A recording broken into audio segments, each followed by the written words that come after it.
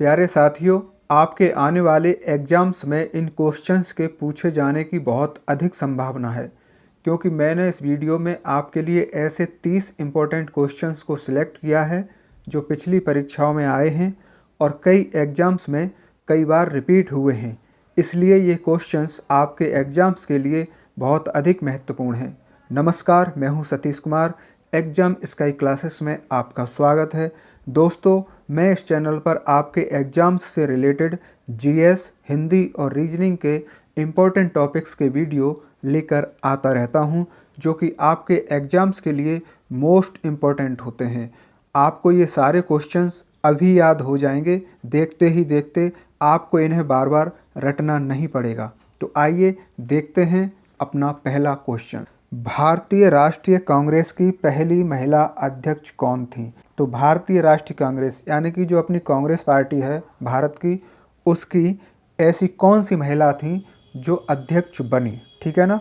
तो देखते हैं, इसमें 4 ऑप्शन हैं, A, B, C, D।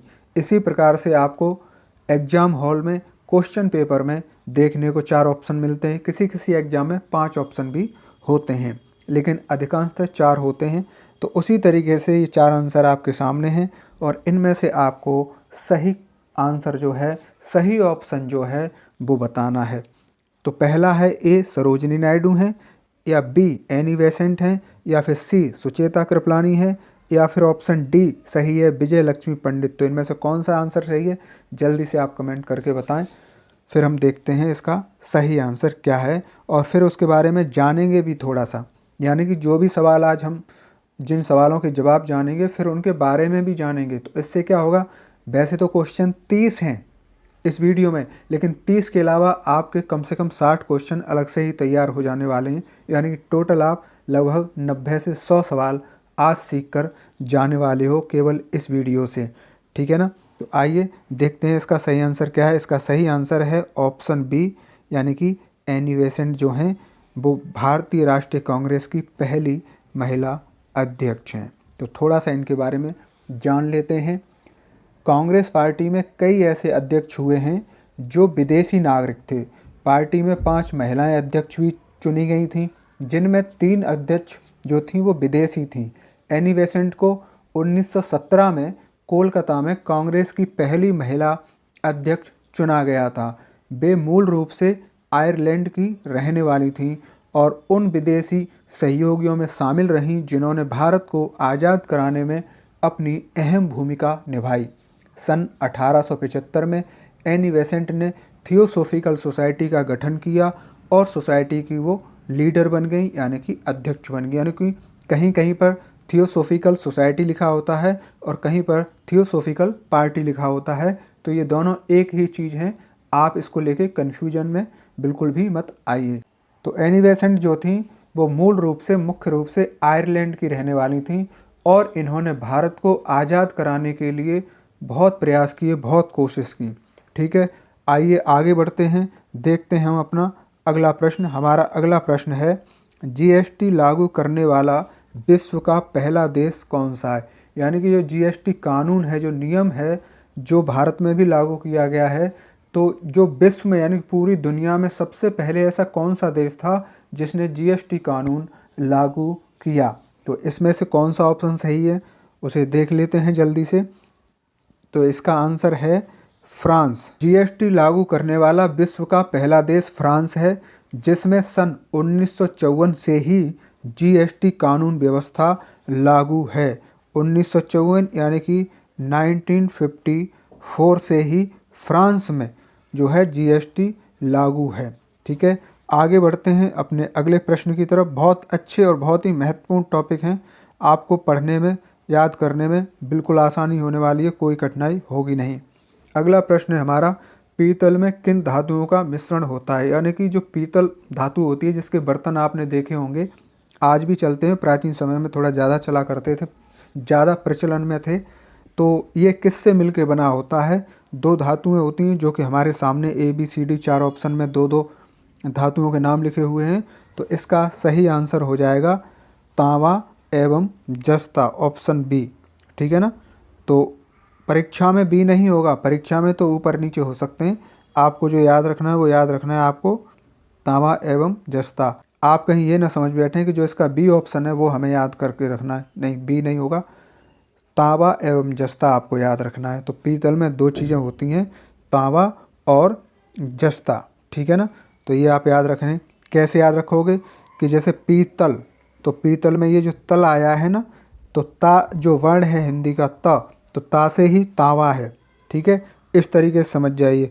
और जब ला को आप उल्टा करके लिखेंगे तो वो ज की तरह दिखेगा। तो इस तरीके से आप याद रख सकते हैं, तांबा एवं जस्ता हो जाएगा इसका सही आंसर। आगे बढ़ते हैं अपने अगले प्रश्न की तरफ। हमारा अगला प्रश्न है, समुद्री दूरी मापने का मात्रक क्या है? यानी कि जब समुद्री जो दूरी है उसे कैसे मापा जाता है। जो समुद्री यात्री होते थे, आज भी समुद्र में यात्राएं की जाती हैं, प्राचीन समय में भी की जाती थी।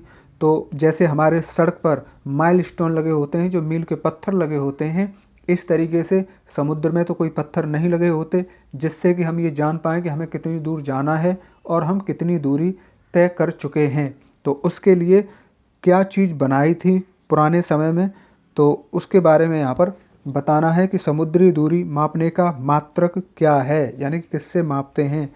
तो इसका सही आंसर है नॉटिकल मील, ठीक है ना। तो आप इसको याद रखेंगे और मैं याद रखने का आपको तरीका बता देता हूँ कि जो समुद्री दूरी मापने का जो मात्रक है वो है नॉटिकल मील। और एक नॉटिकल मील में कितना होता है, यानी एक नॉटिकल मील बराबर होता है 1852, यानी कि 1852 मीटर। तो आप इस चीज़ को ध्यान रखें और आप नोट कर लीजिए। तो एक नॉटिकल मील में कितना होता है, 1852 मीटर होता है। तो आप इसे याद कैसे रखेंगे, इस पर बात करते हैं। पहले क्या रहता था, जो यात्रा करते थे समुद्र में, समुद्री यात्री जो होते थे, तो अपने साथ वो बहुत लंबी रस्सी रखा करते थे, या रस्सा समझ सकते हैं। और उन्होंने एक दूरी मान ली थी, मानक बना लिया था, और जहाँ पर वो इतनी दूरी तय कर लेते थे तभी उस रस्सी में एक गांठ लगा दिया करते थे एक निश्चित दूरी पर, ठीक है ना। तो गांठ को अंग्रेजी में नॉट कहा जाता है, नॉट यानी गांठ लगाना। तो उसी शब्द से फिर बना है नॉटिकल मील। तो ये अंग्रेजी का ही शब्द है नॉटिकल मील, ठीक है ना। तो ये बात हमें समझ में आ गई कि समुद्री दूरी हम नॉटिकल मील से नापते हैं। मतलब जैसे 1 किलोमीटर चलाए तो एक गांठ लगा दी, फिर 2 किलोमीटर चल गए तो उतनी ही दूरी पर उस रस्से में दूसरी गांठ लगा दी। इस तरीके से ये होता था। तो इसके बारे में जानते हैं कि ये क्या है हमारा, है ना। इसको देखते हैं ऑप्शन बी को, एनीमोमीटर। तो एनीमोमीटर क्या होता है, इससे क्या काम होता है, ये भी परीक्षा में पूछा जा सकता है, तो आपको पता होना चाहिए। एनीमोमीटर से हवा का वेग पता किया जाता है कि हवा का वेग कितना है। और जो हमारा सिस्मोग्राफ होता है, इससे भूकंप की तरंगें मापी जाती हैं, यानी कि भूकंप कितनी तीव्रता वाला आया था। और जो हमारा ये है थर्मामीटर, इससे बॉडी का टेम्परेचर मापा जाता है। जब बुखार वगैरह हम लोगों को आ जाता है तो हम थर्मामीटर से अपने बुखार का पता लगाते हैं कि बुखार कितना है, कम है या ज़्यादा है। तो आपको ये चीज़ें पता चल गई, ठीक है। आगे बढ़ते हैं अगले क्वेश्चन की तरफ। जलियांवाला बाग हत्याकांड कब हुआ था? तो ये बहुत ही दुखद एक कांड था जो हम भारतीयों के साथ में हुआ। अंग्रेजी हुकूमत ने किया था ये अत्याचार। तो आइए इसका सही आंसर जान लेते हैं। तो इसका सही आंसर है 13 अप्रैल 1919। इसका ये सही आंसर है। तो आइए इसके बारे में थोड़ा सा जान लेते हैं कि जलियांवाला बाग हत्याकांड जो हुआ था उसके पीछे क्या कारण था और क्यों हुआ, कैसे हुआ। तो ये बात है 19 मार्च 1919 की, जब अंग्रेजी सरकार ने भारतीय नागरिकों के खिलाफ रॉलेट एक्ट नाम का एक कानून जो था वो पारित कर दिया। उसके अंतर्गत क्या था कि अंग्रेजी सरकार चाहे किसी भी भारतीय नागरिक को बिना अरेस्ट वारंट के और बिना कोई भी बात पूछे बताए अरेस्ट कर सकती थी, और अरेस्ट होने वाला व्यक्ति या उसके परिवारजन कोई भी सवाल नहीं पूछेंगे, ठीक है ना। तो ये चीज़ थी कि वो जिस किसी पर शक करेंगे, संदेह करेंगे, उसे अरेस्ट करके जेल में डाल देंगे और उन पर कानून अपना जो भी है उसके हिसाब से कार्रवाई करेंगे। तो जब ये कानून आया तो ये बहुत ही ख़राब कानून था भारतीयों के लिए। तो इस पर क्या था, भारतीय लोगों ने कई बार धरने प्रदर्शन किए, इसका विरोध भी किया। तो गांधी जी ने इस कानून के विरुद्ध 6 अप्रैल 1919 को देशव्यापी हड़ताल करवाई। देशव्यापी का मतलब पूरे देश में एक साथ हड़ताल करवाई। रॉलेट एक्ट को हटवाने के लिए जनता ने, यानी भारतीय जनता, जो हम लोग हैं, भारतीय नागरिक जो हैं, वो सभी इकट्ठे होते थे, अपनी अपनी सभाएं करते थे और कहते थे अंग्रेजी हुकूमत से कि ये जो कानून है, अंग्रेज सरकार थी उससे कहते थे अपना ये जो कानून आपने पारित किया है ये हटाइए, ये सही नहीं है, हम सब इसका विरोध करते हैं। तो रॉलेट एक्ट को हटवाने के लिए भारतीय नागरिकों ने, भारत की जनता ने 13 अप्रैल 1919 को पंजाब के अमृतसर स्थित जलियांवाला बाग में एक सभा आयोजित की। जब सभा वहाँ चल रही थी तो अंग्रेजी सरकार के जो कमांडर थे, पुलिस वाले थे, उनको पता चल जाता है। और उस दिन क्या था, बैसाखी का त्यौहार था। ठीक है, उस दिन बैसाखी का भी त्यौहार था, 13 अप्रैल का वो दिन था। तो क्या हुआ कि अंग्रेज कमांडर जनरल ओ डायर उसका नाम था, उसने इस सभा को घेर लिया, क्योंकि ये जो सभा हो रही थी उसका केवल एक ही गेट था और चारों तरफ ऊंची ऊंची दीवारें और बिल्डिंग थी, और वो आज भी है।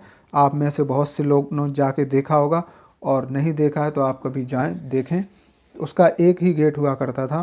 तो जनरल डायर ने क्या किया था कि उसके सामने ही तोप लगा दी और अपने सैनिकों को चारों तरफ से उन्हें घेरने के लिए आदेश दे दिया। तो जो भी लोग, भारत की जो जनता थी, जो नागरिक थे, उस सभा में शामिल होने के लिए आए थे, उन सभी को अंग्रेजी पुलिस ने चारों तरफ से घेर लिया और लोगों के ऊपर अंधाधुंध गोलियां चलवा दी। तो ये था हमारा जलियांवाला बाग हत्याकांड। तो आप इसे ध्यान रखें, 13 अप्रैल 1919 को ये हुआ था और उस दिन बैसाखी का त्यौहार था।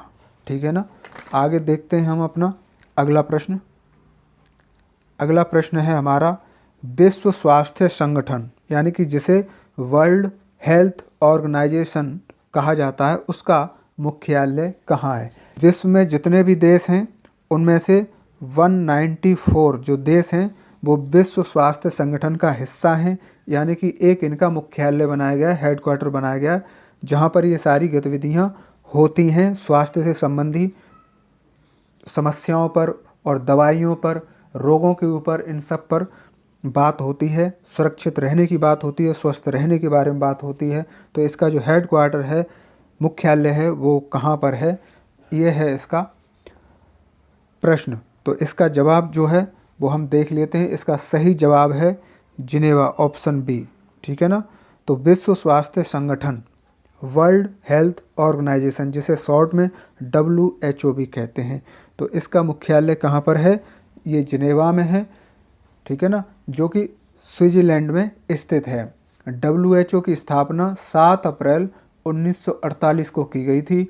WHO विश्व के 194 यानी कि 194 देशों की स्वास्थ्य संबंधी समस्याओं पर और आपसी सहयोग एवं निवारण का एक स्वास्थ्य संगठन है। ठीक है ना। तो यहाँ पर निवारण की भी बात होती है, उन समस्याओं से निपटने की बात होती है और आपसी सहयोग की बात होती है। आगे बढ़ते हैं हम। अगला प्रश्न देखते हैं हमारा, आगरा नगर की स्थापना किसने की? वैसे तो आगरा महाभारत के समय से ही एक प्राचीन नगर था और प्राचीन समय में आगरा को अग्रवन तथा आर्यगृह के नाम से जाना जाता था। जैसे दिल्ली इंद्रप्रस्थ के नाम से पांडवों ने बसाई थी। जब मुग़ल शासकों ने आकर दिल्ली पर कब्जा किया है और इस पर अपना शासन जमाया है, तो दिल्ली तो उससे भी पहले से थी, इंद्रप्रस्थ के नाम से थी। यानी कि जो इंद्रप्रस्थ थी, जो पांडव हुए, वो द्वापर युग की बात है और द्वापर में यहाँ पर इंद्रप्रस्थ बनाई गई। तो इसी प्रकार से आगरा भी प्राचीन समय से था, जिसका नाम अग्रवन था और आर्यगृह के नाम से जाना जाता था, यानी कि आर्यों का घर गृह। तो ये कोई आज का नहीं था और ना ही किसी ने ऐसा हुआ है कि अभी आके आज के दौर में, आज से 100, 200, 300, 400 साल पहले किसी ने आके इसकी शुरुआत की हो, इसको बनाया हो या बसाया हो। ऐसा कुछ नहीं था, केवल बना हुआ पहले से ही था। बस इस पर अपना आधिपत्य जमाया और अपने कानून, सरकार और नियम लागू कर दिए और उनको चलाया जाने लगा। तो देखते हैं आधुनिक इतिहासकारों के अनुसार क्या है इसकी कहानी। बहलोल लोदी की मृत्यु के बाद उसका पुत्र सिकंदर लोदी दिल्ली की गद्दी पर बैठा। इसका मूल नाम निजाम खां था। राजस्थान के शासकों पर अपना कब्जा रखने के लिए तथा व्यापारिक मार्गों पर नियंत्रण स्थापित करने के उद्देश्य से आगरा नगर की स्थापना 1504 ईस्वी में की और बाद में 1506 ईस्वी में सिकंदर लोदी ने आगरा को अपनी राजधानी बनाया। उसके बाद में बाबर और अकबर ने आगरा को अपना मुख्य केंद्र बनाया, मुख्यालय बनाया। तो यहाँ पर आंसर इसका हो जाएगा सिकंदर लोदी। ठीक है, बढ़ते हम अपने अगले प्रश्न की तरफ। हमारा अगला प्रश्न है, ए ट्रेन टू पाकिस्तान पुस्तक के लेखक कौन हैं? ठीक है ना, तो बहुत अच्छा प्रश्न है और कई बार पूछा गया और आगे भी पूछा जाएगा क्योंकि ये बेहद इम्पोर्टेंट है। तो इसका सही आंसर है खुशवंत सिंह। ठीक है ना, तो ए ट्रेन टू पाकिस्तान पुस्तक के लेखक कौन है? खुशवंत सिंह हैं। याद कैसे रखेंगे? इनके नाम में ही खुश आ रहा है, यानी कि जो व्यक्ति खुश रहे, हैप्पी रहे। तो जब बचपन में छोटे थे और बस में या ट्रेन में मम्मी पापा के साथ यात्रा करते थे तो क्या होता था, खुशी होती थी और खुशी से खिड़की के बाहर झांकते थे, पीछे भागती हुई बिल्डिंगों को, घरों को, मकानों को, पेड़ पौधों को देखते हुए सारी चीज़ पीछे जा रही होती थी और हम लोग आगे जा रहे होते थे। तो ट्रेन में बैठकर जब नज़ारा देखते हैं तो बहुत ही खुशी होती है, बहुत अच्छा लगता है। तो ठीक है ना, उसी खुशी से आप याद रख पाएंगे कि इसके जो राइटर हैं, जो लेखक हैं, जो ऑथर हैं, वो कौन हैं? खुशवंत सिंह हैं। आगे बढ़ते हैं अपने अगले प्रश्न की तरफ। अंतर्राष्ट्रीय परिवार दिवस कब मनाया जाता है? ठीक है, बेहद इम्पोर्टेंट क्वेश्चन है और बहुत ही सरल इसका जो आंसर है वो हम देख लेते हैं। अंतर्राष्ट्रीय परिवार दिवस मनाया जाता है 15 मई को। अंतर्राष्ट्रीय परिवार दिवस प्रतिवर्ष 15 मई को मनाया जाता है। यह दिन 1994 से अंतर्राष्ट्रीय परिवार दिवस के रूप में पहली बार मनाया जाता रहा है, यानी कि पहली बार इसे 1994 में मनाया गया था। कब? 15 मई 1994 को, जिसका उद्देश्य यह है कि हम अपने संयुक्त परिवार जैसी मूल परंपराओं और संस्कृति की ओर वापस लौटें और परिवार का विघटन यानी कि बंटवारा न करके मिलजुल कर प्रेम से रहें। तो परिवार दिवस का मतलब ही ये है कि सभी लोग प्रेम से रहें, आपस में भाईचारे से रहें, परिवारों को न तोड़ें, परिवारों का बंटवारा न करें, क्योंकि इससे बहुत सारी हानियां हैं। जैसे पहले संयुक्त परिवार होते थे, इकट्ठे परिवार होते थे, तो उसमें क्या रहता था, दादा दादी जो कि बुजुर्ग होते थे हमारे ऊपर होते थे, फिर चाचा हो गए, चाची हो गई, ताऊ ताई हो गए, फिर हमारे कजिन हो गए यानी कि जो चचेरे भाई बहन होते हैं। तो सबसे मिलजुल कर बच्चे बड़े होते थे, नई चीज़ों को, नई बातों को, नई संस्कृति को, नए संस्कार को सीखते थे।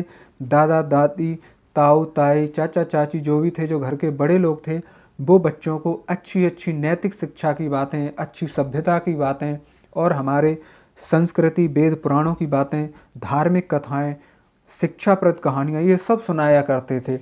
और इन सब को सुन के बच्चे बड़े हुआ करते थे, तो उनके अंदर नैतिकता जो थी वो दिमाग में, दिल में घर कर जाती थी और उनके आचरण भी जो थे वो शुद्ध होते थे और उनके आचरण में, उनकी चाल ढाल में, उनकी बोल चाल में वो नैतिकता दिखाई पड़ती थी। लेकिन अब क्या हुआ है, परिवार अलग हो गए, माता पिता और उनके साथ उनके बच्चे रहते हैं, तो घर का कोई बड़े बुजुर्ग उनके साथ है नहीं, क्योंकि दादा दादी या तो गाँव में रह जाते हैं या किसी दूसरे घर में रहते हैं।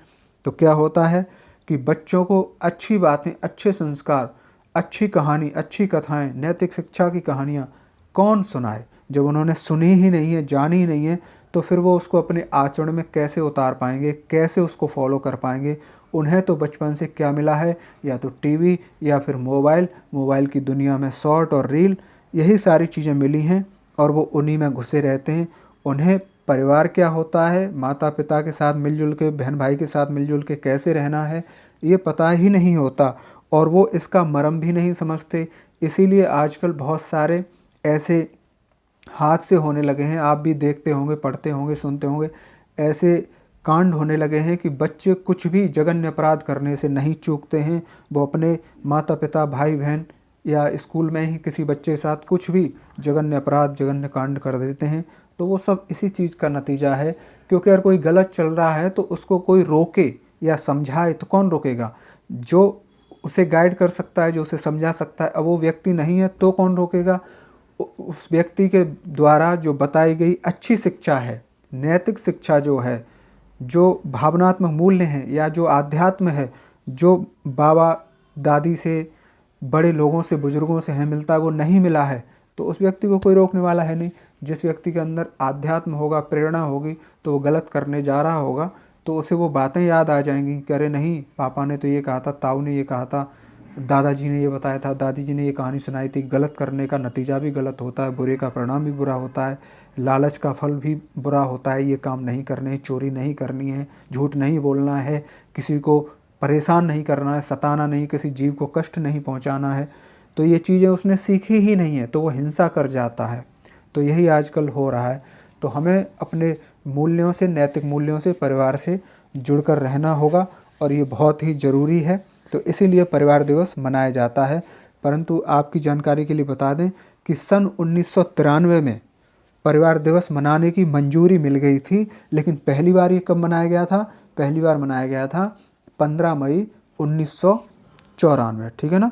तो 15 मई 1994 को इसे पहली बार मनाया गया था और इसको मंजूरी मिल गई थी 1993 में। तो आइए आगे बढ़ते हैं अपने अगले प्रश्न की तरफ। हमारा अगला प्रश्न है कि मधुमक्खी पालन क्या कहलाता है? ये प्रश्न बहुत बार पूछा गया है और बहुत बार आया है परीक्षाओं में। बहुत ही सरल है, ठीक है। मधुमक्खी जो पालते हैं लोग, उस पालने की क्रिया को, प्रक्रिया को क्या कहते हैं? तो इसका सही आंसर है एपीकल्चर कहते हैं मधुमक्खी पालने को।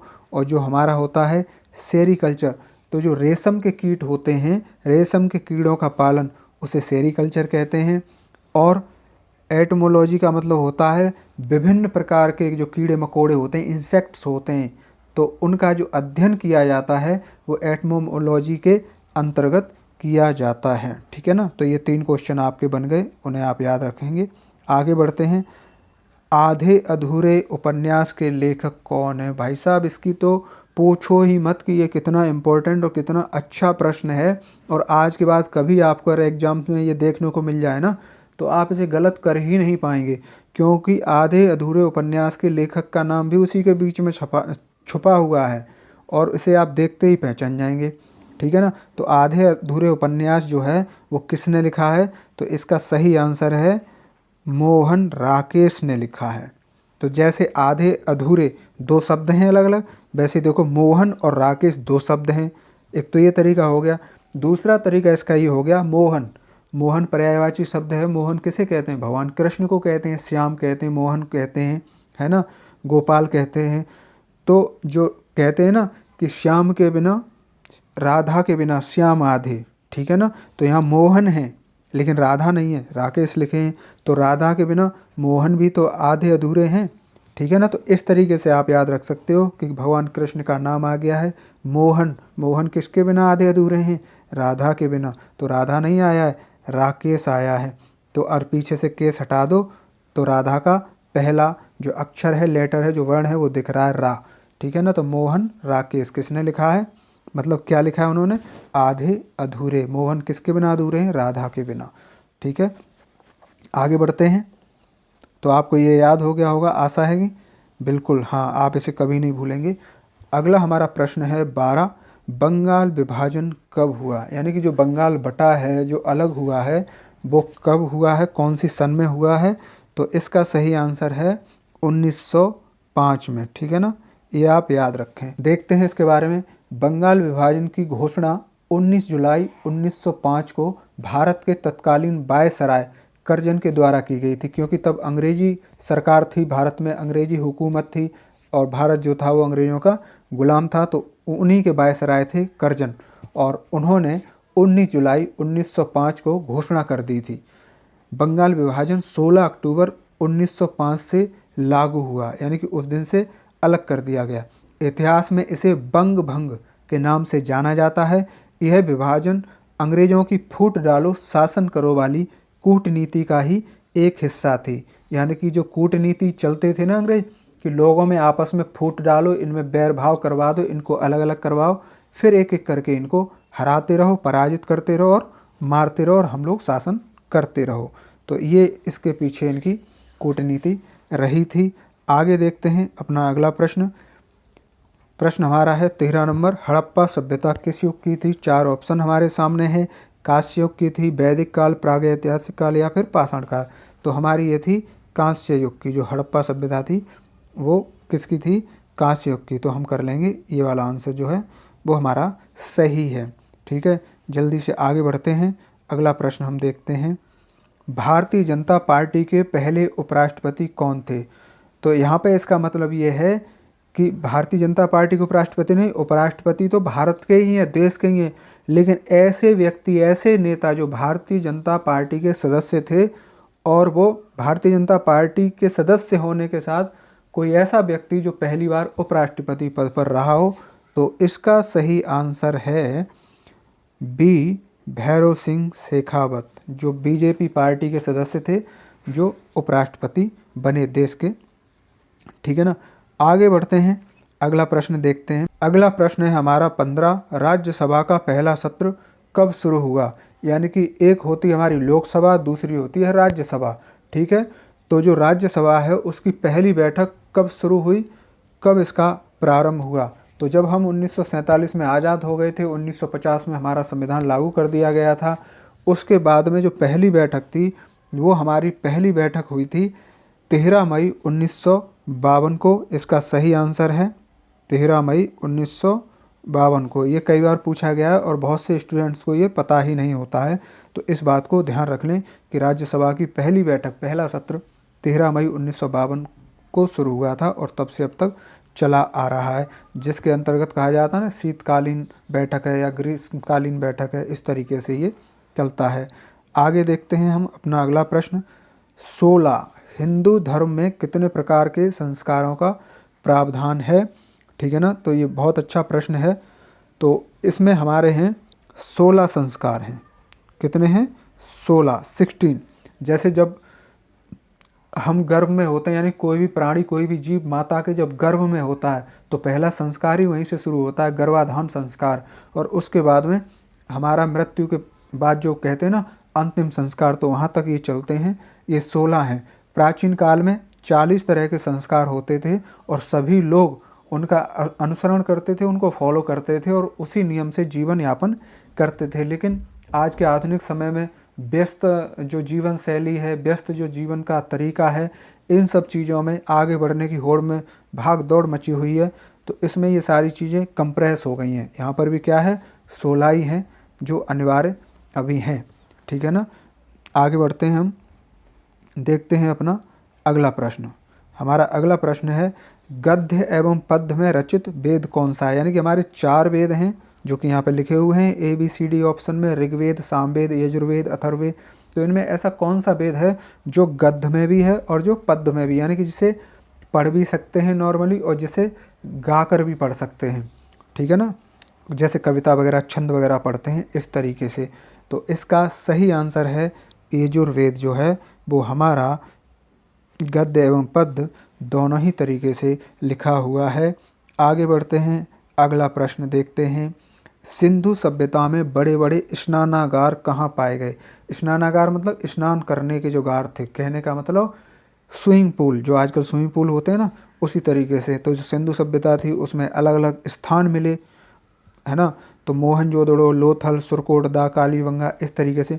तो ऐसा कौन सा स्थान था जहाँ पर बड़े बड़े स्नानागार पाए गए? तो इसका सही आंसर है मोहनजोदड़ो। यहाँ का विशाल स्नानागार एक प्रमुख स्मारक है, यानी कि आज भी है, एक स्मारक के तौर पे है, जिसके बीच में स्थित इस जो स्नान कुंड है वो 11.88 मीटर लंबा है तथा 7.01 मीटर चौड़ा है एवं 2.43 मीटर वो गहराई, इसकी गहराई इतनी है 2.43 मीटर की है, जो कि एक स्मारक के तौर पर आज भी है, लोग देखने जाते हैं। तो ये है कहाँ पे मिला है? मोहनजोदड़ो में। तो देखो कैसे याद रखोगे आप, स्नानागार एक लंबा शब्द है ना, और सबसे बड़ा भी पूछा गया है कि कहाँ मिला है। तो मोहनजोदड़ो भी जितना ये लिखे हैं नाम, लोथल, सुरकोटदा, कालीबंग, इन सब में कैसा है? बड़ा नाम है, लंबा नाम है, ज़्यादा उसमें अक्षर आए हैं। इस तरीके से आप याद रख सकते हो, स्नानागार मोहनजोदड़ो। ठीक है, आगे बढ़ते हैं। भारत में पहली भूमिगत मेट्रो ट्रेन कहाँ शुरू हुई, ठीक है ना। तो जो मेट्रो ट्रेन है वो सबसे पहले भूमिगत का मतलब है अंडरग्राउंड, ज़मीन के अंदर भी जिसका संचालन किया गया हो, तो किस शहर में हुई, मुंबई में हुई, कोलकाता में, दिल्ली या फिर बेंगलोर में। तो जो हमारी सबसे पहले ट्रेन थी वो हमारी शुरू हुई थी कोलकाता में, ठीक है। भारत में पहली भूमिगत मेट्रो ट्रेन कोलकाता में शुरू हुई, इसका नाम कोलकाता मेट्रो है। कोलकाता मेट्रो का निर्माण कार्य तो सन 1972 से शुरू हो गया था और 24 अक्टूबर 1984 को पहली बार इसका संचालन हुआ, यानी कि लोगों के लिए इसे खोल दिया गया, लोग सफ़र करने लगे। कब से? 24 अक्टूबर 1984। आप इस डेट को भी नोट कर लें क्योंकि एग्जाम में ये डेट और ये सन पूछ लेता है, ठीक है ना। तो 24 अक्टूबर 1900 कितना है 84, 84। ये भी एक क्वेश्चन बनता है जो पेपर में आता है। और जानकारी के लिए देख लेते हैं कि दिल्ली में मेट्रो ट्रेन पहली बार शहादरा से 30 हजारी तक चलाई गई थी। और कब चलाई गई थी? वो 24 दिसंबर 2002 को पहली बार चलाई गई थी दिल्ली की, ठीक है। तो दिल्ली में 2002 से है ट्रेन और कोलकाता में 1984 से है। तो आप ये सारी बातें याद कर लें कि दिल्ली में कहाँ से कहाँ तक चलाई गई, एक क्वेश्चन आपका ये बन गया। दूसरा कब चलाई गई ये बन गया। और दो क्वेश्चन आपके यहाँ बन गए कि पहली भूमिगत ट्रेन भारत की कोलकाता में चलाई गई और कब चलाई गई, 1984 को। और हो सकता है कि प्रश्न आपसे ये पूछ ले कि इसका निर्माण कार्य कब शुरू हुआ, लेकिन इतना ये महत्व नहीं रखता है, फिर भी आप जानकारी के लिए इसे नोट कर लें। 1972 में कोलकाता मेट्रो का निर्माण कार्य शुरू हुआ था। बढ़ते हैं आगे अपने अगले प्रश्न की तरफ। भारतीय इतिहास में स्वर्ण युग किस काल को कहा जाता है? यानी कि कौन सा ऐसा समय था, कौन से राजा का ऐसा शासन था जिसे स्वर्ण युग कहा जाता है। जैसे कहते हैं ना कि राम राज है या राम राज चल रहा है या राम राज आएगा, उसी तरीके से स्वर्ण युग कौन से युग को कहा जाता है? तो इसका सही आंसर है गुप्त काल। तो आइए अब बढ़ते हम अपने अगले प्रश्न की तरफ। हमारा अगला प्रश्न है खिलाफत दिवस समूचे भारत में कब मनाया गया था? तो इसका सही आंसर है 19 अक्टूबर 1919 को, ठीक है ना। तो संपूर्ण देश में अंग्रेजों के खिलाफ खिलाफत दिवस मनाया गया था 19 अक्टूबर 1919 को। आगे बढ़ते हैं, अपना अगला प्रश्न देखते हैं। नेशनल इंडियन मिलिट्री कॉलेज कहाँ पर है? नई दिल्ली में है, देहरादून में है, पुणे में है या फिर मुंबई में है? तो इसका सही आंसर है कि देहरादून में है, ठीक है ना। ये कर लीजिए, national Indian military college Dehradun में है और कहीं नहीं है इसके अलावा। आगे बढ़ते हैं, देखते हैं संयुक्त राष्ट्र अंतर्राष्ट्रीय न्यायालय कहाँ स्थित है? संयुक्त राष्ट्र का मतलब है यानी कि सभी देशों का, यानी कि पूरे विश्व में जितने देश हैं उन सभी का जो न्यायालय है, जो कोर्ट है, जो कचहरी है, जहाँ सुनवाई होती है कानूनी चीज़ों की, वो कहाँ पर है? यानी किसी भी देश को कोई समस्या है, कोई सुझाव है, कोई कुछ भी है, तो वो कहाँ से प्राप्त करेगा, अपनी फरियाद कहाँ करेगा, उसके ऊपर जो भी नियम कायदे कानून होंगे वो कौन लेके आएगा? तो कहाँ पर है? अंतर्राष्ट्रीय न्यायालय, यानी कि इंटरनेशनल जो कोर्ट है वो कहाँ पर है? भारत में है, हेग में है, पेरिस में है या न्यूयॉर्क में है? तो ये क्वेश्चन बहुत बार पूछा गया, बहुत इंपॉर्टेंट है और आप इसको मोस्ट इम्पोर्टेंट की श्रेणी में डाल लीजिए, ठीक है। तो इसका आंसर है बहुत छोटा सा, नाम बहुत बड़ा है अंतर्राष्ट्रीय न्यायालय, लेकिन इसका आंसर बहुत छोटा है, हेग में है, ठीक है। अंतर्राष्ट्रीय न्यायालय पीस पैलेस, पीस पैलेस को हिंदी में शांति महल कहते हैं क्योंकि वही उसका अर्थ हुआ, पीस का मतलब ही शांति होता है। तो पीस पैलेस शांति महल हेग नीदरलैंड में स्थित है। इसकी स्थापना जून 1945 में की गई थी, यानी कि 1945 में, और इसने अप्रैल 1946 से यानी कि 1946 से काम करना शुरू किया था, ठीक है। तो आपको याद रखना इस बात को कि अंतर्राष्ट्रीय न्यायालय पूछ ले तो बहुत बड़ा नाम है, आप देख सकते हैं इस तरीके से, लेकिन उसका आंसर बहुत छोटा सा है। तो ये हैग कहाँ पर पड़ता है? ये नीदरलैंड में पड़ता है। और जो बिल्डिंग है, जैसे अपना संसद भवन है ना, पार्लियामेंट है, ऐसे ही जो न्यायालय की बिल्डिंग है वो कहाँ पर है, उसे किस नाम से जाना जाता है? उसे जाना जाता है पीस पैलेस या शांति महल के नाम से जाना जाता है। आपके सारे डाउट जो हैं इससे संबंधित क्लियर हो गए, 4 प्रश्न आपने इसमें जान लिए, ठीक है, अंतर्राष्ट्रीय न्यायालय संबंध। आगे बढ़ते हैं अगले प्रश्न की तरफ। मानवाधिकार दिवस कब मनाया जाता है? ये हमारा 24वां प्रश्न है। तो तो मानवाधिकार दिवस प्रतिवर्ष जो मनाया जाता है बिल्कुल सरल सिंपल है, 10 दिसंबर से मनाया जाता है। 10 दिसंबर को मनाया जाता है, याद रखना। मानवाधिकार लंबा शब्द है, 10 दिसंबर भी लंबा है, देख सकते हैं आप दोनों में, ठीक है ना। और सिंपल है 10 दिसंबर, जब 10 लोग मिलेंगे तभी अपनी आवाज़ उठाएंगे अपने किसी ज़रूरत के लिए, किसी कानून के लिए, किसी परेशानी के लिए, तो तभी उनको अधिकार उनका मिलेगा जब वो आवाज़ उठाएंगे। तो मानवाधिकार दिवस 10 दिसंबर को मनाया जाता है। आगे देखते हैं, ऑस्कर पुरस्कार किस क्षेत्र से संबंधित, यानी किस फील्ड के लोगों को या विजेताओं को या अच्छा काम करने वाले को, अपना उत्कृष्ट योगदान देने वालों को ऑस्कर प्राइज़ या पुरस्कार सम्मान दिया जाता है, मिलता है। तो देखते हैं, साहित्य जगत, संगीत, फिल्म या खेल, तो ये दिया जाता है फिल्मों के लिए, ठीक है ना। ऑस्कर जो पुरस्कार है वो फिल्मों के लिए दिया जाता है, ये फिल्म जगत से संबंधित पुरस्कार है। अगला क्वेश्चन देखते हैं, गदर पार्टी की स्थापना किसने की थी, तो इसका आंसर है लाला हरदयाल जी ने गदर पार्टी की स्थापना की थी। आगे बढ़ते हैं, अगला प्रश्न देखते हैं 27, भारत में स्थापित सबसे पहला बैंक कौन सा था।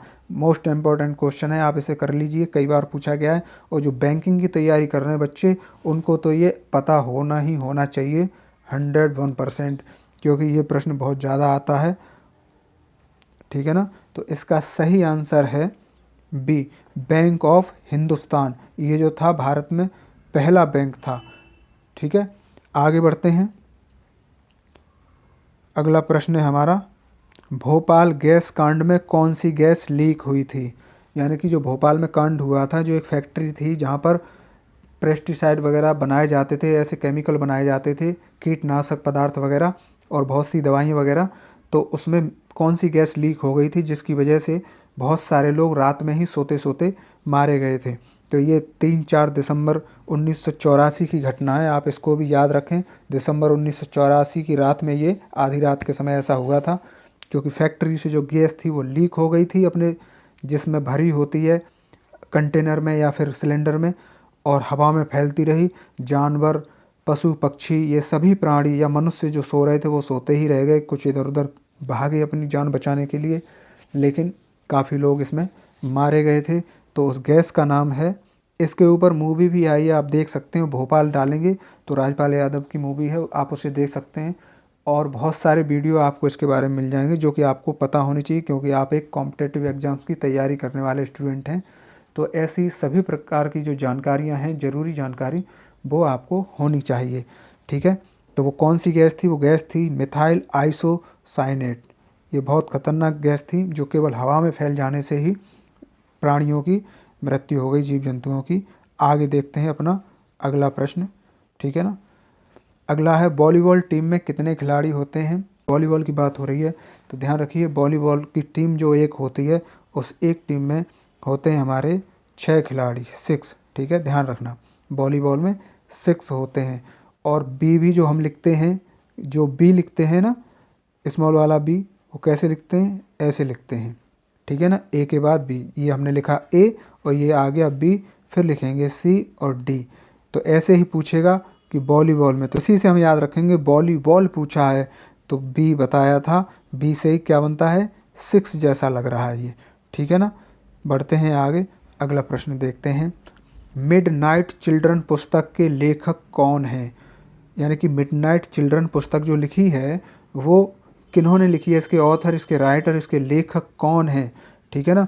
तो ये पूछा गया है, तो इसका आंसर है सलमान रुश्दी, ठीक है। याद रखना, कैसे याद रखोगे वो हम बताते हैं। मिडनाइट, मिडनाइट का अर्थ होता है आधी रात, चिल्ड्रन, तो आधी रात में बच्चा रोएगा ही डर के मारे, क्योंकि अंधेरा होगा, तो रोते रोते क्या होगा, उसका गला रुध जाएगा, है ना, तो रोएगा। तो कैसे है मिडनाइट चिल्ड्रन, तो इसके लेखक हैं सलमान रुश्दी। रुश्दी से ही देख लेना आप, रा बना है उसमें से ऊ निकला है, क्या है, बच्चा रो रहा है डर के मारे, अंधेरे के मारे। तो मिडनाइट चिल्ड्रन पुस्तक के लेखक कौन हैं, सलमान रुश्दी हैं, ठीक है ना। तो ये था हमारा इसका आंसर।